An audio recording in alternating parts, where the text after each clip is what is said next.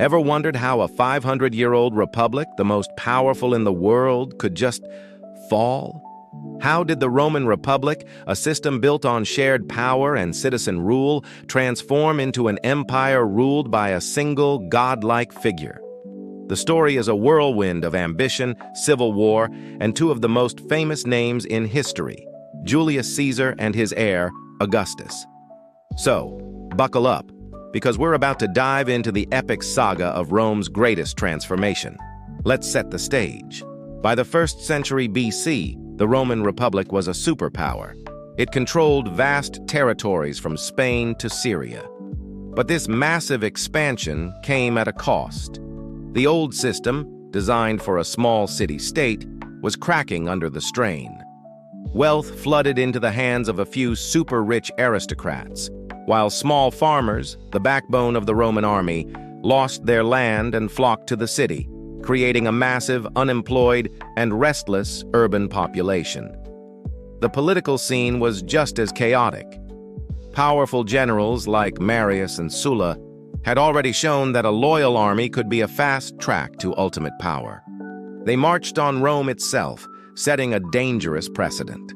The Senate, once the revered center of Roman politics, was paralyzed by infighting and corruption. They were more concerned with protecting their own power than solving the Republic's deep-seated problems.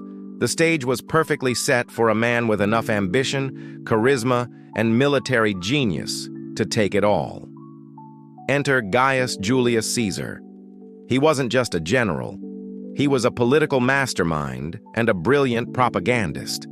Born into an old but not particularly wealthy patrician family, Caesar knew he had to play the game differently. He allied himself with two other powerful men, the immensely wealthy Crassus and the celebrated General Pompey the Great. Together, they formed what historians call the First Triumvirate.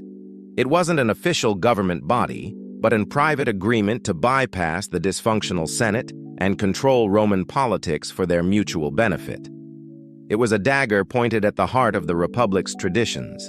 Caesar's big move was securing the governorship of Gaul, modern-day France. For nearly a decade, he waged a brutal and brilliant campaign, conquering the region and adding it to Rome's domain. But he was doing more than just winning battles. He was forging one of the most loyal, battle-hardened armies in Roman history. His soldiers weren't just loyal to Rome, they were loyal to him.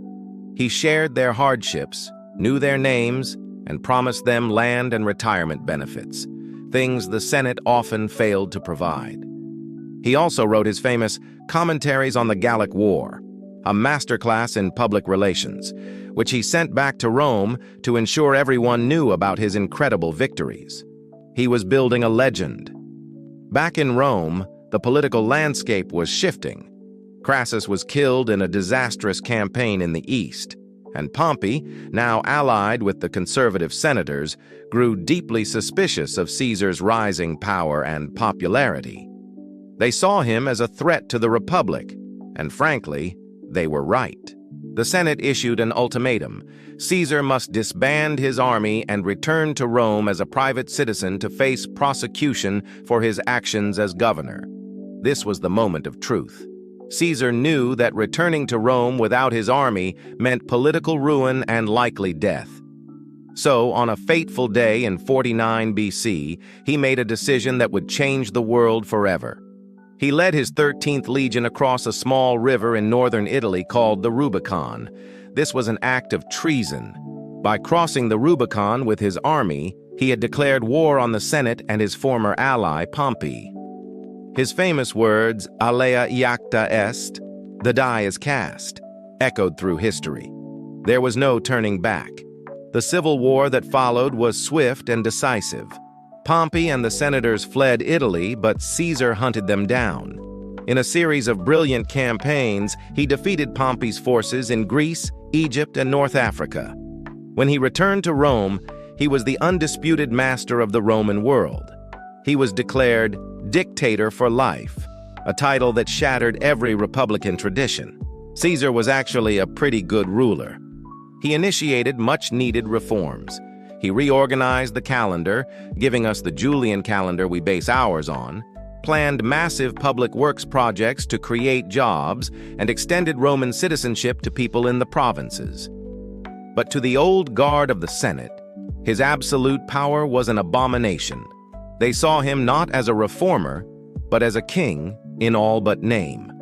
A group of senators, led by Brutus and Cassius, believed the only way to save the Republic was to kill the dictator. On the Ides of March 15th, 44 BC, they cornered Caesar in a meeting of the Senate and stabbed him to death. They thought they were heroes, liberators who had restored the Republic. They could not have been more wrong. Instead of saving the Republic, Caesar's assassination plunged Rome into another 13 years of brutal civil war. The power vacuum he left behind was too big for the old system to fill. Into this chaos stepped a new player, an unlikely heir. His name was Gaius Octavius, Caesar's grandnephew. In his will, Caesar had adopted the 18-year-old boy and made him his primary heir. At first, no one took this sickly, inexperienced teenager seriously, but they vastly underestimated him. Adopting the powerful name Caesar, which we now know as Octavian, he displayed a political cunning and ruthlessness that would have made his great-uncle proud. Octavian first allied himself with Caesar's powerful general, Mark Antony, and another general named Lepidus, forming the Second Triumvirate. Unlike the first, this was an official, legal arrangement giving them absolute power to hunt down Caesar's assassins, which they did, defeating Brutus and Cassius at the Battle of Philippi. With their common enemies gone, the inevitable rivalry between Octavian and Antony began to simmer. Antony took control of the wealthy eastern provinces and began a famous and politically damaging affair with Cleopatra, the Queen of Egypt. Octavian, meanwhile, consolidated his power in Italy and the West.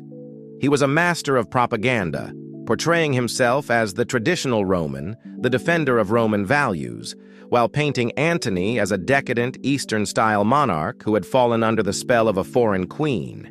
He skillfully turned public opinion against Antony.